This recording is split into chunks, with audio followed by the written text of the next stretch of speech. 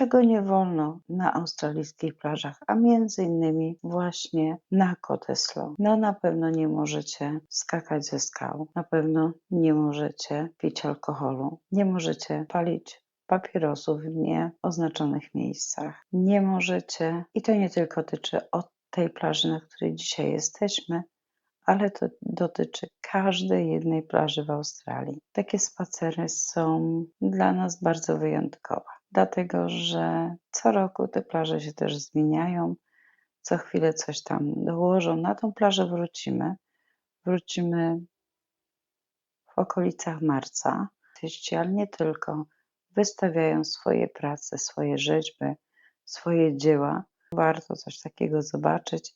Jeżeli będziecie w okolicach marca, zaraz sprawdzę, kiedy jest Sculptures by the Sea. Odbywa się Sculptures by the Sea raz w roku. W tym roku, w 2026, odbędzie się 6 do 23 marca.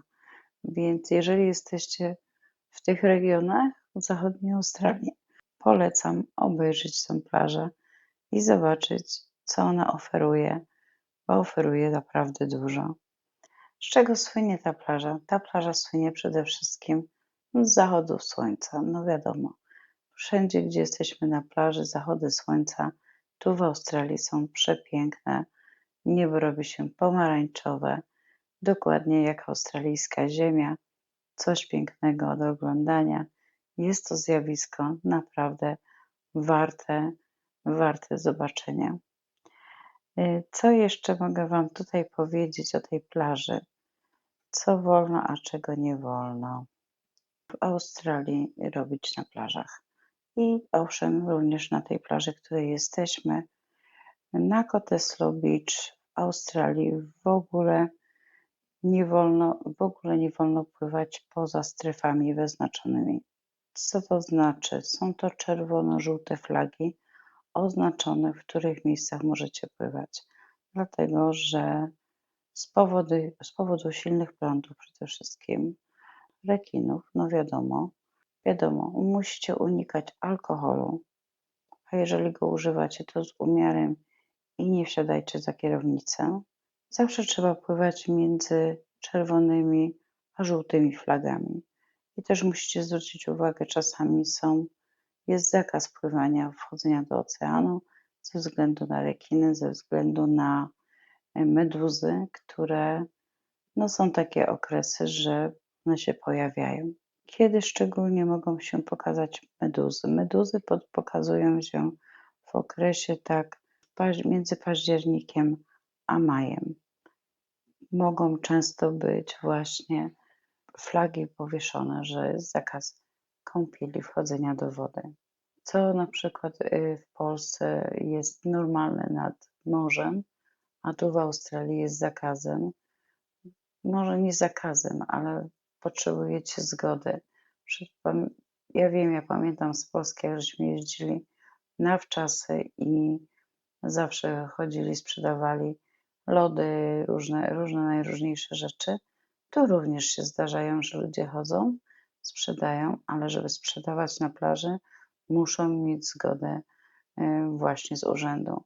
To nie jest tak, że sobie każdy weźmie, coś kupi i będzie chodził między ludźmi i sprzedawał. Nie, musi być to zarejestrowane i wyrażona na to zgoda. Przede wszystkim, czego nie wolno? Nie wolno śmiecić na plaży. Nie wolno. Za to mogą być mandaty. Jeżeli ktoś zobaczy, przede wszystkim w Australii jest też taka zasada, że i to nie tylko dotyczy również buszu i innych miejsc, piknikowych na przykład, jeżeli jesteśmy na pikniku, czasami się zdarza, że musimy wziąć właśnie śmieci, które żeśmy nagromadzili ze sobą do domu i wyrzucić w domu. W większości są kosze na śmiecie, że można jednego wyrzucić do kosza, ale czasami jest sezon właśnie taki letni, że jest bardzo dużo ludzi i te kosze po prostu są pełne. I czasami nie ma gdzie tego już wyrzucić, więc stawia się gdzieś obok. Jest to dozwolone, ale na przykład w buszu niestety nie ma koszy i musicie śmieci zabrać ze sobą. To jest całkowicie odmienne, tego na pewno w Polsce nie ma. Nie ma takiego zakazu. Tu w Australii jest i większości ludzi o tym wie. Zresztą niejednokrotnie, jak żeśmy jeździli na kamp czy gdziekolwiek, są właśnie miejsca i w tym lesie m, są duże biny, czasem duże kosze takie, można, ale w niektórych zdarzają się, że ich nie ma i trzeba, jeżeli nie ma koszy, musicie śmieci zabrać ze sobą do domu. No to taka ciekawostka, nie wiem, czy w Polsce też są takie zakazy czy nakazy, ale tutaj ludzie tego przestrzegają i to jest też bardzo fajne. No wiadomo, o jadowitych, o meduzach już mówiłam i o rekinach, i już wspominałam też w innych odcinkach, że no, ta plaża tutaj jest naprawdę, jak sami widzicie, zresztą nie będę dużo mówić. Jak wiecie, mam gościa, więc spacerujemy od plaży do plaży, przeglądamy. Dzisiaj pogoda była dosyć chłodno, no więc żeśmy zwiedzili parę miejsc. Dobry czas na oglądanie, zwiedzanie, sprawdzanie, próbowanie. No to jest właśnie coś, co każdy chce jednak troszeczkę tej Australii dotknąć, jak to się mówi, zobaczyć na własne oczy. No i to jest właśnie taki czas dla nas wspólnie, gdzie jeździmy po różnych miejscach. Dzisiaj była Cottesloe plaża, naprawdę wiało. O, bardzo przepraszam, jeżeli film będzie szumiał, czy coś. Nie nagrywałam, dlatego nie nagrywałam, bo tak wiało od oceanu, no, że mówię, nie ma sensu, nagram się po prostu dla Państwa już w domu bezpośrednio i podłożę tylko właśnie miejsca, które zobaczycie sami, gdzie żeśmy spacerowali. Niebo nie było aż tak mocno zachmurzone, ale mimo wszystko no, wiało od oceanu i dzisiaj było tylko 20 chyba 7 stopni, więc jak na Australię, no powiem Wam, ta Australia, śmiejemy się z mężem, że mój brat przywiózł nam zimę do Australii w środku lata. To jest naprawdę rzadkie zjawisko, ale właśnie tak się na tą chwilę to wszystko dzieje. Jutro już ma być coś coraz lepiej. Na przyszły tydzień już ma nam tutaj dosolić porządnie. Ma być powyżej 40, więc zobaczymy, jak spędzimy następne dni. No nic, kochani, będę kończyć. Dziękuję za oglądanie. Dziękuję, że jesteście ze mną. Dziękuję za komentarze. Jeszcze na jeden komentarz odpowiem. Zaraz powiem. Zaraz Wam powiem. Pod ostatnim odcinkiem Wojciech napisał: Brat jest młody, ma szansę na Australię, jeśli będzie tylko chciał. Czy łatwo jest przylecieć do Australii na wizę turystyczną?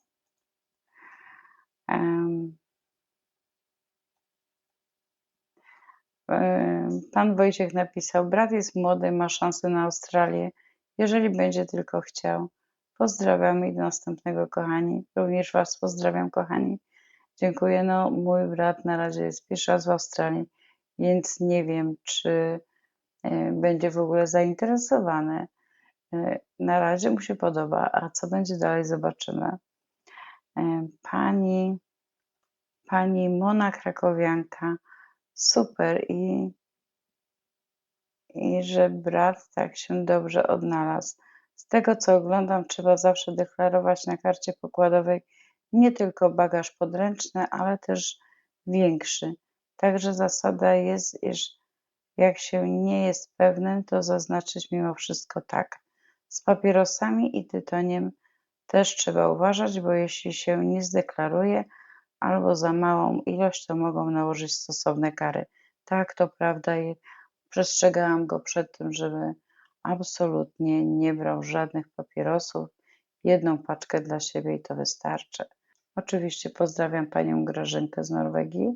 Bardzo dziękuję pani Zofii Warzocha.